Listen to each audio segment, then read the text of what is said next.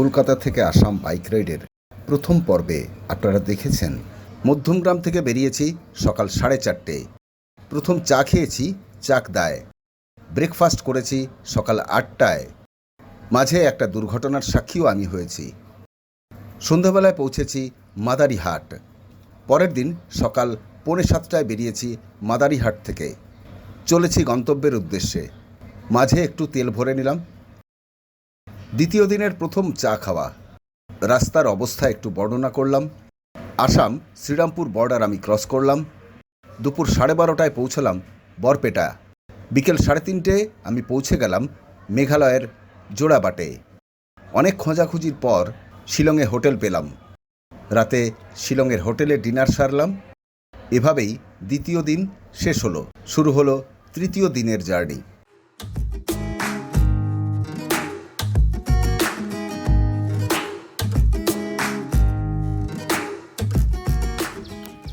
সকাল 6:30 বাজে। শিলংয়ে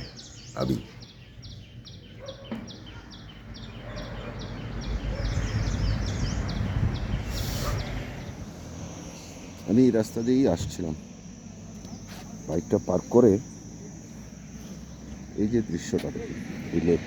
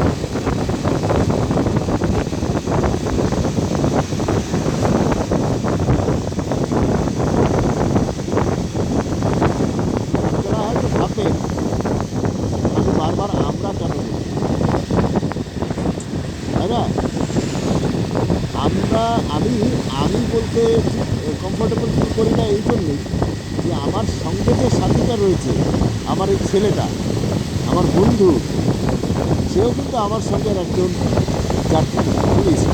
যার জন্য আমি সবসময় আমরা বলি যে মানে সেও তো আমার সাথে চলছে, বলা যায় আমি ওর সাথে চলছি। যার জন্য আমরাই বলি, আমি কখনোই আমি বলি না। এই জার্নির ক্ষেত্রে আমি বলাটা আমার পছন্দ না। আমরা এই বাইক ছাড়াও আমরা যখন বন্ধুবান্ধবরা বেরোই তখন আমরাই বলি। আর এই বাইকটা যেহেতু আমার এই পালসারে আমার এই ছেলেটা, আমার এই বন্ধু, যেহেতু সে আমার এই জন্য সে আমরা বলি।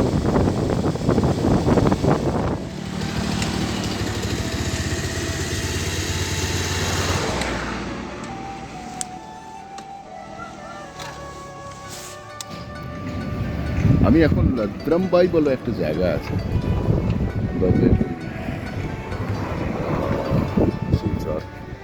এটা হাইওয়ের ধারেই। আগে এখানে প্রচুর আরো জঙ্গল টঙ্গল ছিল, মানে পাহাড়ি অঞ্চল ছিল একটা সময়। সেই ফ্লেভারটা একটু কমে গেছে। আগে এখানে আমরা বাস যাতায়াতের পথে এখানে দাঁড়াতো, লাঞ্চের হলে লাঞ্চ, ডিনার হলে ডিনার এখানেই হতো।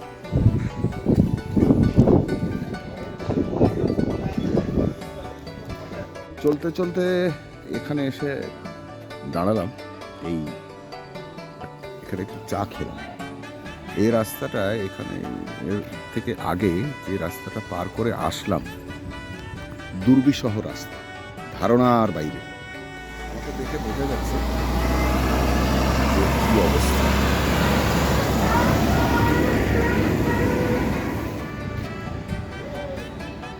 এখানে এসে দুটো ভাইয়ের সঙ্গে পরিচয় হবে। এরা আসামেই থাকে।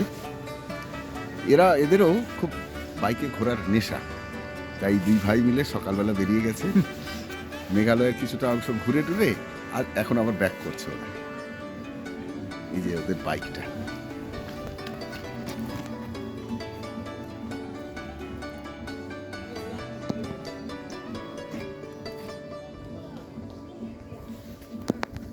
যে আরেকটা ভাই ফোনে কথা বলছে।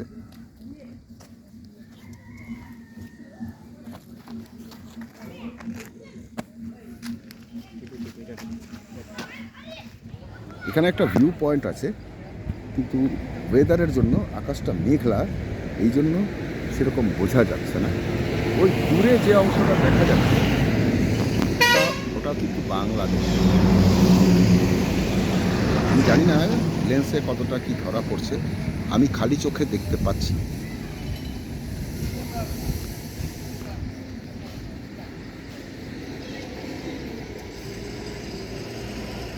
এই যে বাড়িটা দেখা যাচ্ছে, এই বাড়িটা হচ্ছে বাংলাদেশ।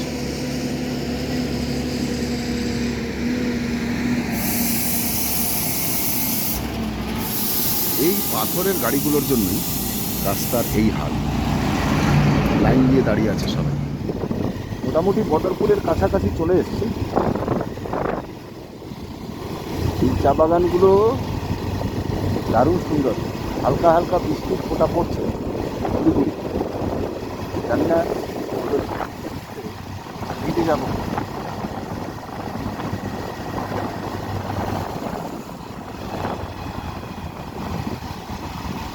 এটা হচ্ছে একটা রেল গেট, বিহারা বা হিলারা নামটা এক্ষুনি আমার মনে পড়ছে না।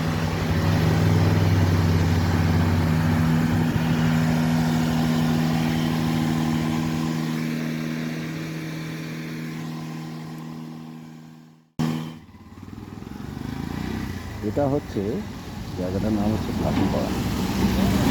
কাটিগড়ার থেকে বরাক নদী ক্রস করে আমরা ওপারে যাবো। বাকি দুটো লেন ব্রিজ।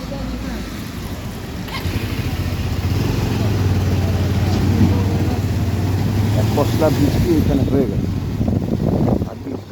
আমাকে ভিজতে হলো না। ভাগ্যিস আমার ভিজতে হলো না।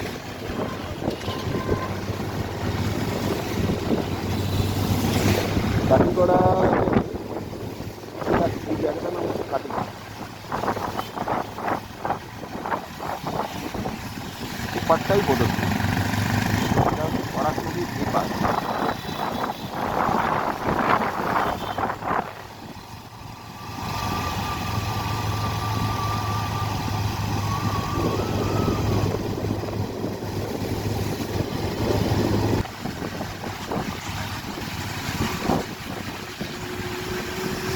এই ব্রিজটা ব্রিটিশ আমলের তৈরি, গ্যামন কোম্পানি এই ব্রিজটা তৈরি করেছে।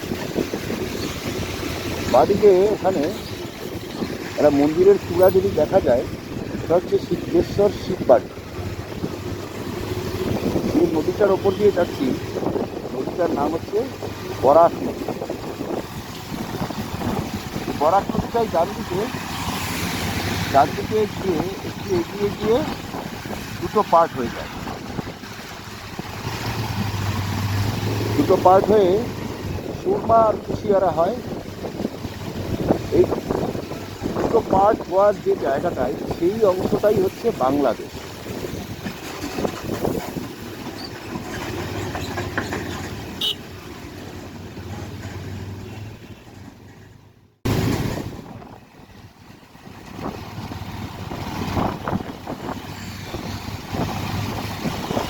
এই ডান দিকের যে রাস্তাটা, এটা গেছে শিলচর এবং হাইলাকান্দি, মিজোরাম, মণিপুর, সব এই ডান দিকের রাস্তাটাতে। আর এই বাঁ দিকের রাস্তাটাই হচ্ছে এটা হচ্ছে এদিকে বাংলাদেশ যাওয়া যাবে, এদিকে ত্রিপুরা যাওয়া যাবে। এটা বদরপুরে, আমরা এখন বদরপুরে ঢুকলাম। এটাই আমার জন্মস্থান বদরপুর।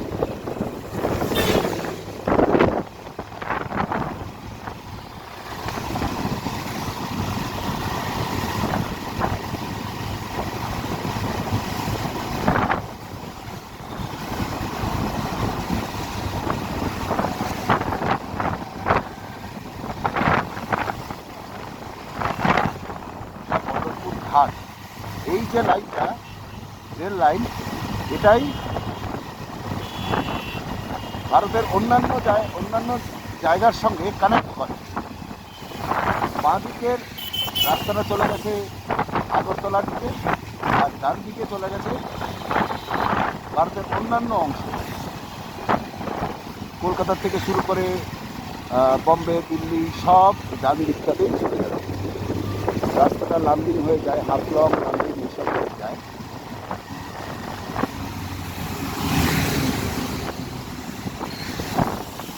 এই গলিতে একটা কালী মন্দির আছে, জংলা কালীবাই।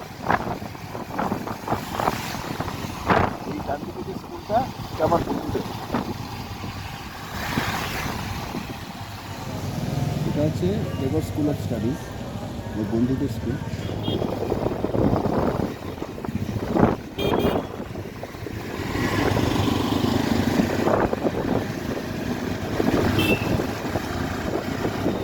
এমসি কলেজ দেখা যাচ্ছে, এটা আমার কলেজ। এই কলেজে আমি পড়াশোনা করি, এখান থেকেই আমি গ্র্যাজুয়েট করি।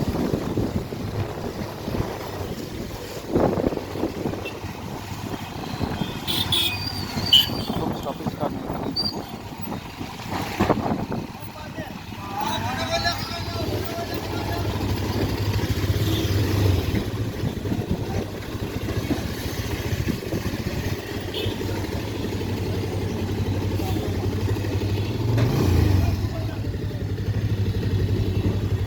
আমার বন্ধুর দোকান, বন্ধুর চেম্বার, হোমিওপ্যাথি চেম্বার।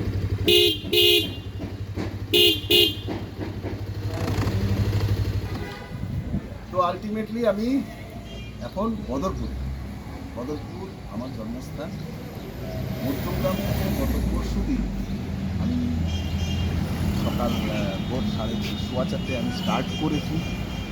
একদিন দুদিন মাঝখানে থেকেছি, একদিন মাদারিহাট, একদিন শিলং থেকে। আজকে সকালবেলা শিলং থেকে স্টার্ট করে এখন বিকেলে এই 3:30 নাগাদ আমি বদরপুরে পা দিলাম। বদরপুর, হ্যাঁ, মিহিরকান্তি দাসের চেম্বারে। আর আমি দাঁড়িয়ে আছি এখন আমার বন্ধু,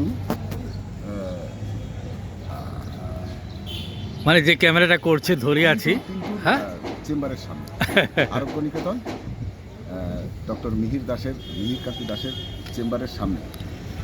আমার গাড়ি এই এত কিলোমিটার সার্ভিস আমাকে দিয়েছে, কোনো রকমের সমস্যা তৈরি হয়।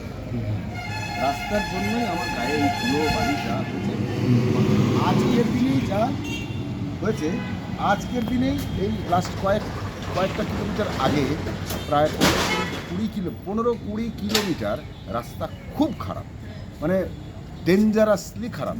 যাই হোক, তাও এদিক ওদিক করে সুন্দর করে আমি মানে সুস্বাস্থ্য নিয়ে বহাল তবিয়তে আমি আছি। একদম বহাল তবে, একদম পুরোপুরি ঠিক।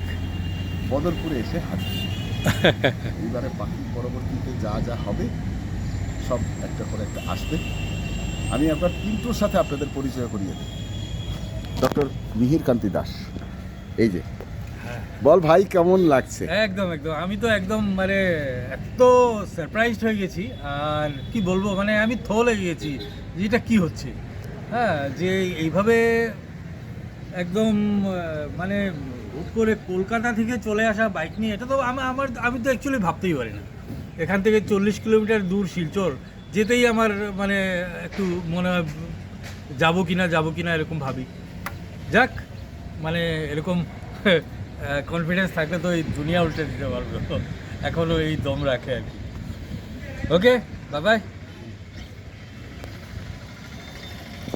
এই আমরা যেখানে দাঁড়িয়ে আছি, এটা হচ্ছে বদরপুর এএসটিসি বাস স্ট্যান্ড। এটা হচ্ছে সরকারি bus stand, Assam state transport কর্পোরেশনের। এটা হচ্ছে মাঠ, এখানেই বাসটা এসে দাঁড়ায়।